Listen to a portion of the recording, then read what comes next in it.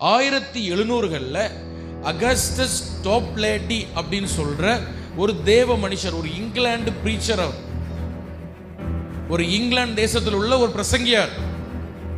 அவர் 38 வயசுல அவருக்கு டியூபர்குலோசிஸ், அதாவது காச நோய், டிபி கேள்விப்பட்டிருக்கீங்களா?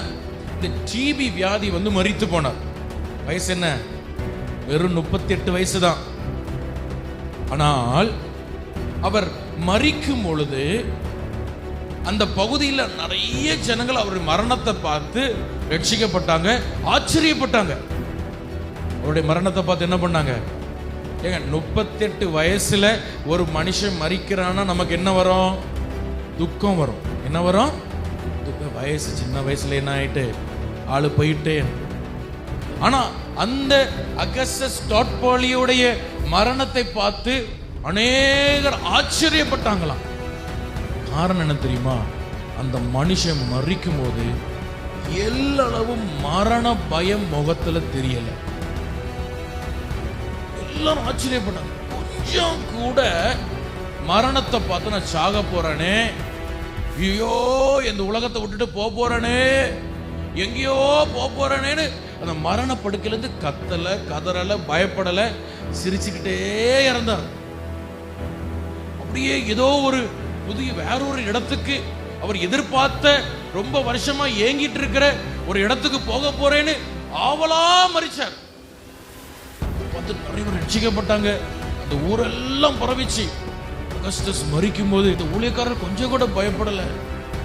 அல்லேலூயா. ஆனா அவர் மரண படுக்கையில் இருக்கும் பொழுது அவர் சொன்ன வார்த்தை என்ன தெரியுமா? என் இருதயம், அவர் சொன்ன அதே வார்த்தை நான் சொல்றேன், என் இருதயம் ரொம்ப நிறைவா இருக்கு. 38 வயசு, டிபி வியாதி. அவர் சொல்றாரு, என் இருதயம் எப்படி இருக்கு? ரொம்ப நிறைவா இருக்கு. தேவன் என் ஆத்துமாவுக்கு அவருடைய மகிமையை காட்டிட்டார். அவருடைய மகிமையை காட்டிட்டார். இனி இந்த உலக வாழ்க்கை எனக்கு பிடிக்கல. நான் பரலோக மகிமையை நான் தரிசிச்சுட்டேன். பரலோகம் எப்படி இருக்கும் நான் பார்த்துட்டேன். இனி இந்த உலகம் எனக்கு பிடிக்கல. அதனால என்னால் விவரிக்க முடியாத ஒரு சந்தோஷம்.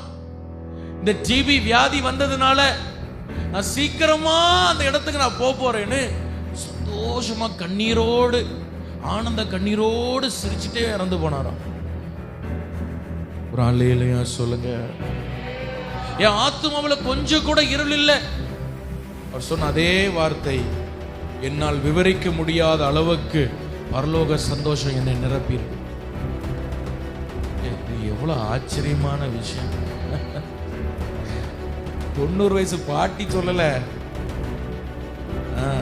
110 வயசுல இழுத்துட்டு இருக்கும்போது சொல்லல, 38 வாழ வேண்டிய வயசுல ஒரு மனுஷன் இப்படி பேசுறான்னா வாழ்க்கை எப்படி வாழ்ந்திருப்பாருன்னு யோசிப்பார். நம்ம வாழ்க்கை எப்படி வாழ்றோம்?